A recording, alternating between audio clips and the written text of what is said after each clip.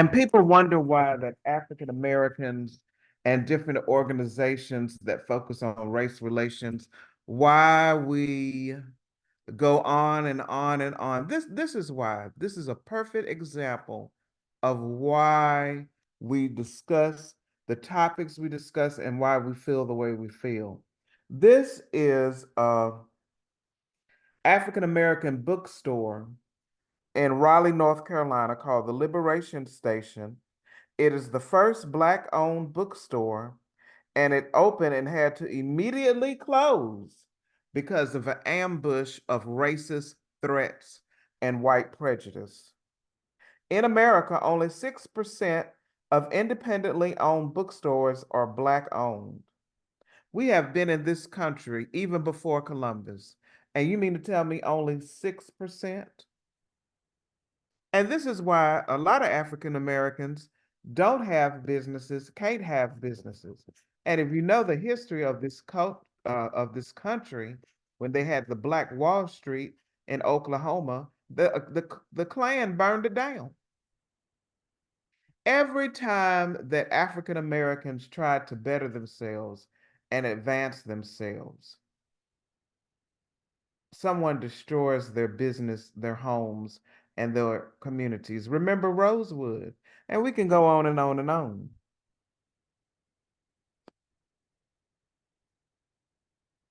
And it shows a disparity that exposes a legacy of systematic racism.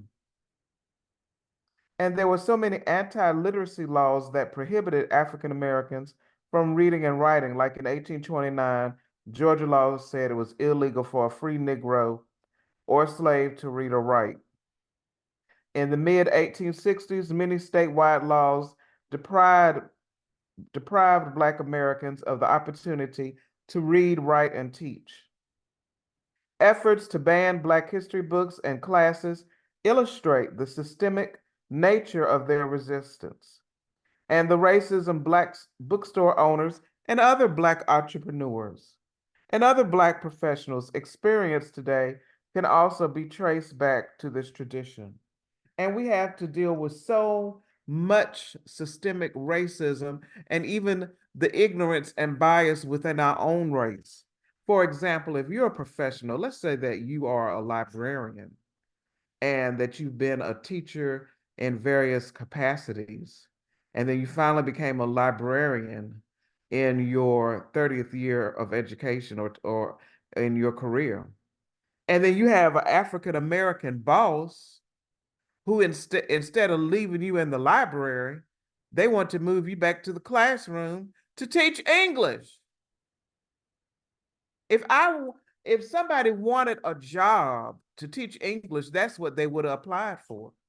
But instead, they applied and was accepted to be in the library. They never would have done that to a white professional.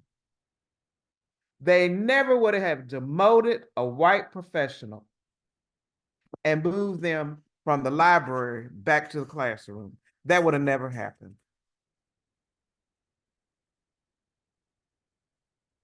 In the world of religion, my relative was one of the first African Americans to go to a school, a prestigious school of seminary and theology in the South. One of the first. And when he joined a particular organization, because I have the letter, they had the nerve to tell him, well, if you can preach like you can write, you'll do a good job. Okay, first of all, that's an ignorant statement because if anybody knows anything about education and learning, reading and writing go hand in hand. So how you speak and how you write, they reflect one another. So if you're an eloquent writer, more than likely you're an avid reader or at least have some skills with reading and reading comprehension. And you also know how to be an eloquent speaker and an eloquent writer. That was an ignorant, racist statement. And even in the world of sports, just in every capacity I can think of, the racism how people block you from advancing. You have more credentials than your counterpart, your white counterpart, and they'll promote you and you'll never get promoted or advance. Or they'll get you to train the white professionals and they'll take your job or they'll give you a job that's over you. Every aspect of life. But then on the same token, you tell us that we have to get out here and get our own job. We don't deserve reparations. We don't deserve a handout. You tell that lie that more Black people on welfare, and that's not even true either. I just don't understand it. On one hand, you don't want Black businesses. You don't want us to advance. But then on the other hand, you don't want people to have government assistance either. So I guess you just want to wipe us off the face of the earth. That's not going to happen. You tried it, it didn't work. God has graced us to survive all of the trauma that this country has shown us and all the trauma that we've been subjected to. It didn't work and it's not going to work.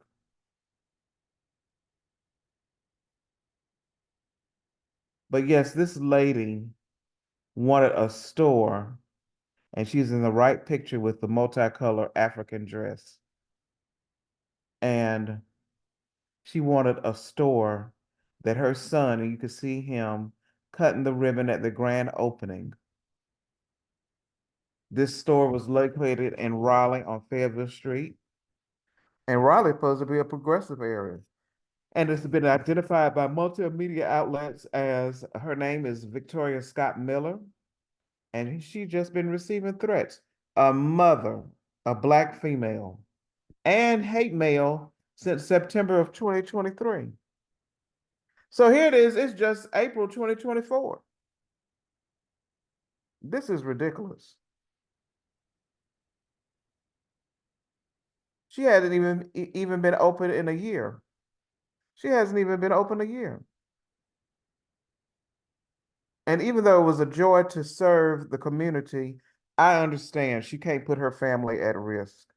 Well, you know, my relative wanted to be an educator in the high school where we were from. And they sent a Black man and he had the nerve to come.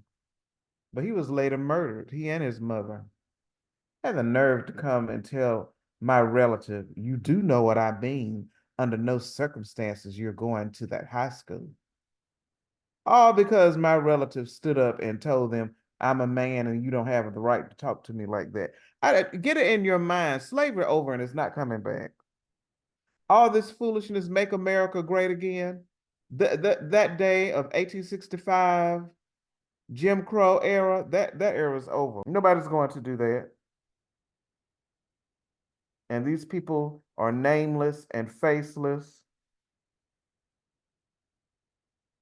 And this store focused on selling children's books from Black and underrepresented authors. And I think the final day is April the 13th. And they said nearly 4,000 people attended the grand opening in 2023. And it's a true testament to our impact. Maybe she needs to go to Durham because that's more of a Black town. But I'm disgusted that this lady not only wants to do something for her community and is addressing a need in her community, but you're trying to preserve our history and our legacy. And we're just so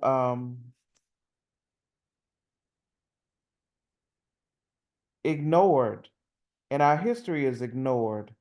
And I consider myself a very educated person and a well-read person, but I'm finding out more and more inventions and other things that Black people have done. And it's heartbreaking. It's absolutely heartbreaking. And then when you work in an area where the children or a child makes a statement that Rosa Parks was a white woman you know that, and then the other children, they tell her, no, she was just a light-skinned black woman. And they don't even understand the history behind that of what it meant to pass for white. It's a sad day. Or then you have African American children who tell you they don't want to check out a book. But the air conditioning unit, the almanac, the auto cutoff switch, the fishing device, the baby buggy, the light, the traffic light.